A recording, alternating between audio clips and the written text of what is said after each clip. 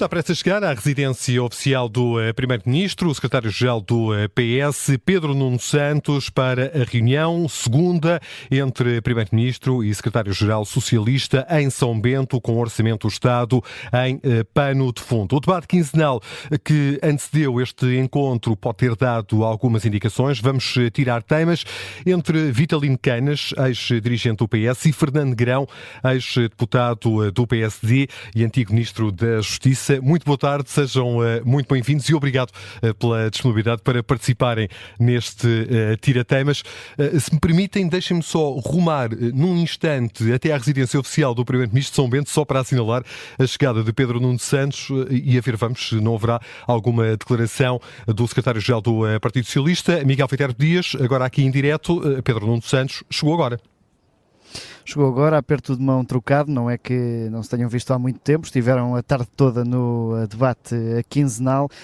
Pedro Nuno Santos chegou de carro aqui ao Palacete de São Bento, o Luís Montenegro foi ter com ele à saída do carro para o cumprimentar e receber, e ao contrário do primeiro encontro, desta vez não existiu a fotografia com o aperto de mão nas escadas à porta da residência oficial, mas agora também a comunicação social a poder fazer algumas imagens do arranque da reunião de Pedro Nuno Santos e Luís Montenegro lado a lado na sala dos embaixadores aqui no Palacete de São Bento. Portanto, encontro a começar daqui a poucos minutos. Aí rumaremos, Miguel Viterbo Dias, assim que terminar esse encontro e se houver declarações dos dois líderes que indiquem se está ou não mais próxima a viabilização do Orçamento do Estado. Fernando Negrão, Vitalino Canas, mais uma vez, muito boa tarde e obrigado por estarem connosco. Fernando Negrão, começo precisamente por si.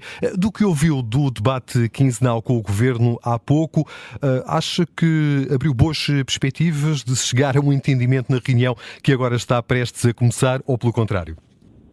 Eu retive uma frase que acho que resume bem o debate. Foi uma frase de Pedro Nuno Santos quando diz: o que aconteceu esta tarde é inaceitável. Mau pronúncio. É mau pronúncio. Eu participei em muitos debates quinzenais, em alguns debates quinzenais, eu assisti a todos os debates quinzenais e nunca vi uma frase com a força desta frase dita, embora nos corredores, logo a seguir ao debate quinzenal, mas foi uma frase que ficou por dizer e aproveitou a parte final, já fora do plenário, para dizer, mas foi dita. E, portanto, é uma frase que não nos deixa muito otimistas relativamente ao futuro. Mas aconteceu agora uma coisa curiosa, e foi referida, que o Primeiro-Ministro, ao contrário do encontro anterior, desta vez desceu a escadaria e foi quase até à viatura que trazia Pedro Nuno Santos e aí o recebeu, com sorrisos e com boa disposição. Portanto, esperemos que corra bem a reunião. Eu e tenho a certeza muita gente, fazemos votos para que corra bem. Vitalino Canas, por aquilo que se ouviu deste debate quinzenal, parece que há uma real vontade, para lá das palavras que têm sido ditas, de Luís Montenegro e Pedro Nuno Santos, de chegar a um entendimento? Boa tarde, obrigado pelo convite. Eu queria começar por dizer o seguinte, e até se calhar colando um pouco às palavras do Fernando Negrão, que me parece algo estranho que, havendo a negociação que está a haver, se tenha entendido fazer um debate quinzenal, que todos nós sabemos tem um formato específico, é um debate muito agressivo, é um debate que envolve sempre a necessidade das pessoas marcarem as diferenças, particularmente o Primeiro-Ministro e o líder da oposição, que se tenha achado bem fazer um debate quinzenal neste ambiente. É certo que, porventura, o debate quinzenal já estava definido há algum tempo e que esta reunião, esta segunda reunião entre os dois líderes, digamos assim, se calhar foi marcada depois, mas acho um pouco inaudito que, havendo coisas importantes como está a haver, uma negociação que requer recato, cordialidade, alguma capacidade de entendimento mútuo, que tenha ocorrido desta vez. Dito isto, eu não estou nem mais otimista nem menos pessimista. Eu estou aqui como o Sr. Presidente da República, que tem muita experiência, mais que eu, naturalmente, e que sabe muito sobre isto, mas estou aqui com o Sr. Presidente da República porque a minha experiência também me indica que nestas coisas de negociações orçamentais ou negociações a este nível, com esta importância, as coisas resolvem-se no minuto antes de ser necessário tomar uma decisão. Não se resolvem uma semana de distância ou 15 dias ou o que for. Resolvem-se um minuto antes. Só não se resolve um minuto antes quando não for para se resolver. Então aí admito que se for para cortar, se for para dizer que não vai haver acordo nenhum, admito que hoje seja o momento certo. Não sendo esse o caso, não estou nada impressionado com alguma crispação que possa haver e que é natural nestas circunstâncias, embora também deva dizer o seguinte: eu estive envolvido em várias negociações de orçamento, mais perto, mais à distância, como Secretário de Estado da Presidência do Conselho de Ministros e, portanto, trabalhando diretamente com o Primeiro-Ministro, e eu não me lembro de nenhum caso dos vários orçamentos que foi necessário negociar, todos eles, aliás, foi necessário negociar, em alguns casos com configurações, com geometrias diversas, mas não me recordo de nenhum caso em que o Primeiro-Ministro António Guterres ou qualquer membro do Governo com responsabilidade ao nível da agenda política ser tão agreste em relação às pessoas com as quais era necessário chegar ao acordo. Acho que esta agressividade me pareceu inaudita, mas mais uma vez digo que não estou nesta altura nem otimista, nem mais pessimista do que estava no início da manhã ou ontem. Acho que as coisas são para ser decididas racionalmente.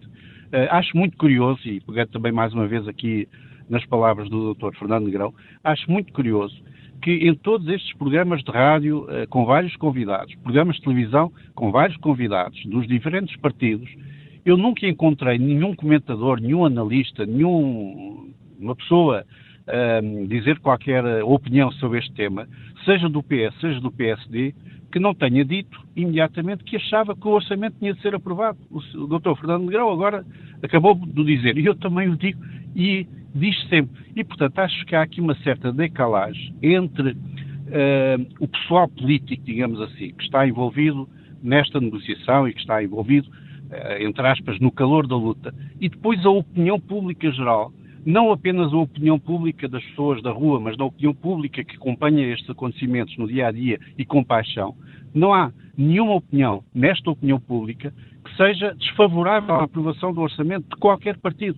E depois vemos esta diferenciação que está a ser, esta fratura, este antagonismo que está a ser criado, e eu desconfio que poderá ser algum antagonismo, algo artificial, mas às vezes o artificialismo tem efeitos prejudiciais graves e, portanto, tem que se ter aqui alguma contenção. Não gostei nada deste debate, acho que não contribuiu, digo mais uma vez, não parece que seja por causa do debate que vai deixar de haver acordo, mas acho que este debate, desta altura, não contribuiu para o ambiente.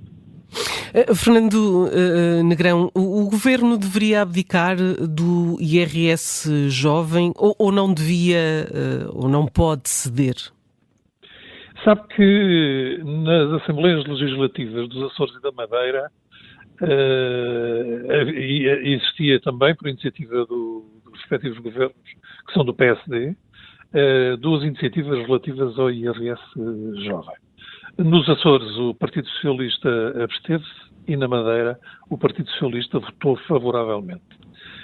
Portanto, ou há aqui alguma desatenção, ou há, de facto, no Partido Socialista uma vontade de ver aprovadas estas iniciativas e, portanto, os respectivos orçamentos. Portanto, eu quero crer que Pedro Nuno Santos tem um partido que não lhe interessa ter eleições neste momento. E há um outro facto que é importante, que foi o facto de, na concertação social, a UGT, que afeta ao PS, nos seus quadros dirigentes estão militantes do PS, assinou um acordo de concertação social com o Governo. E, portanto, quer dizer que está a olhar para o futuro e a contar com este Governo, nesse futuro, a governar Portugal. Há aqui uma série de circunstâncias que nos levam a ponderar que o Partido Socialista quer a continuação do Governo, porque acha que ainda não tem condições para eleições e para as ganhar, e depois como dizia o Dr. Vitalino Canas, temos, quer dizer, este burburinho enorme que vai tomando conta de nós e vai tomando conta da opinião pública, parecendo e dando a sensação que há uma zanga enorme entre o Primeiro-Ministro e o principal líder da oposição e que corremos o sério risco de não vir a ter orçamento. Quero crer que podemos vir a ter orçamento. Vitalino Canas, sei que tem o seu tempo contado, mas não queria deixar de lhe fazer uma última pergunta. Este extremar de posições deixa mais responsabilidade a que parte da negociação? Olha, vou-lhe ser aqui totalmente franco e admitir que tenho vindo a evoluir na minha leitura em relação àquilo que se poderia passar em ambiente de eleições. Admitindo, enfim, por dever aqui de argumentação, admitindo que vai haver eleições. Quem é que sairia pior neste debate e quem é que apareceria pior? Eu aí há uns tempos atrás admitia que o Partido Socialista, que estava sujeito a uma grande pressão da parte do Sr. Presidente da República, da parte de vários setores da opinião, vários setores da sociedade portuguesa, que o Partido Socialista teria alguma dificuldade em justificar,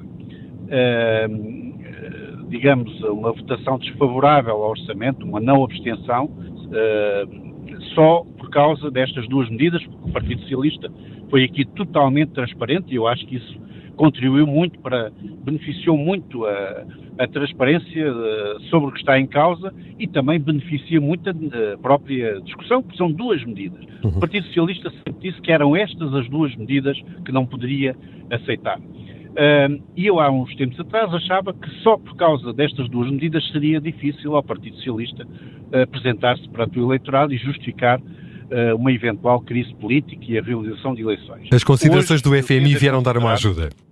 Hoje eu tendo a considerar que a pressão está sobretudo sobre o Governo, porque tem havido más notícias em relação a estas medidas provenientes de setores insuspeitos.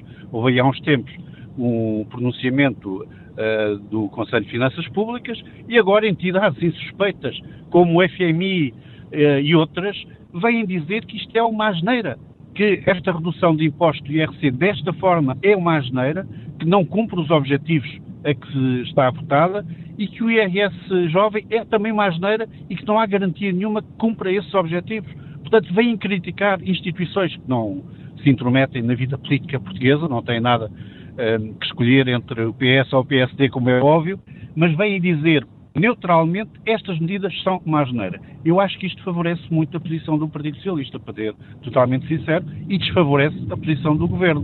Portanto, não compreendo também alguma teimosia que parece existir da parte do Governo em insistir em medidas que aparentemente ninguém considera adequadas, corretas, de vários pontos de vista, não apenas do ponto de vista político, não apenas do ponto de vista constitucional, até tem sido a esse nível que eu tenho suscitado algumas dúvidas, mas até do ponto de vista económico, do ponto de vista financeiro, das finanças públicas e do ponto de vista do cumprimento dos objetivos a que se propõem. Portanto, porquê é que o Governo, apesar disso, insiste nessas medidas? Começa, portanto, a haver a suspeita de que o Governo verdadeiramente não está interessado em ver o orçamento aprovado e isso, se calhar, vai favorecer a argumentação política do Partido Socialista se tiver de ir a eleições. Vitalino Canas, sei que tem que nos deixar, agradeço-lhe a sua disponibilidade e a sua presença neste Tira-Temas e queria confrontar precisamente Fernando Negrão com esta interpretação que Vitalino Canas faz do atual momento, se estas considerações, por exemplo, do Fundo Monetário Internacional, vêm ou não dar uma ajuda ao Partido Socialista num cenário de eventuais eleições antecipadas. Não vêm dar uma ajuda ao Partido Socialista, e obviamente também não dão nenhuma ajuda ao Governo e ao Primeiro-Ministro. O Conselho das Finanças Públicas em Portugal já tinha dito o mesmo, o Governo respondeu, dando a sua versão, e que não tem a amplitude que o Conselho de Finanças Públicas lhe pretendeu dar, e relativamente ao FMI. Eu acho muito curioso aquilo que estamos a assistir, que é ver a esquerda a agarrar-se ao FMI e a invocar a argumentação do FMI para atacar o governo. Portanto, há aqui qualquer coisa que não está bem. Sabemos bem... Mas acha que o Governo não deve levar em linha de conta estes avisos feitos pelo Fundo Monetário Internacional? Deve levar em linha de contas todas as chamadas de atenção. E deve ter os cuidados necessários para que não aconteça aquilo que, por exemplo, o FMI refere que pode acontecer. Sendo que, relativamente ao relatório do FMI, o FMI vai mais longe e diz que Portugal precisa para a sua economia, de baixar significativamente os impostos. E tem que o fazer. Agora, relativamente à filosofia de redução dos impostos, aí é que ele revela discordância. E não concorda com a diminuição de impostos para setores ou critérios como a idade. E, portanto, nós estamos aqui no plano muito técnico e quando entramos no plano muito técnico a discussão começa a ser quase indecifrável. Não é? Portanto, eu acho que estas críticas que foram feitas não são críticas que impeçam o prosseguimento, e terminava só dizendo que está, neste momento, a acontecer uma reunião entre o Primeiro-Ministro e o líder do principal partido da oposição por causa do orçamento, para o ver aprovado ou não aprovado. Eu quero crer, adivinho, que não seja hoje ainda, não tenhamos nenhuma decisão hoje. E quero crer que a proposta apresentada pelo Primeiro-Ministro seja uma proposta que levará o PS a ponderar novamente toda esta situação. Uma proposta irrecusável, nas palavras do Primeiro-Ministro Luís Montenegro. Fernando Negrão, muito obrigado pela sua presença neste Tira-Temas de Rádio Observador, numa altura em que o Primeiro-Ministro e o Secretário-Geral do PS estão reunidos na residência oficial do Primeiro-Ministro com o Orçamento do Estado em pano de fundo.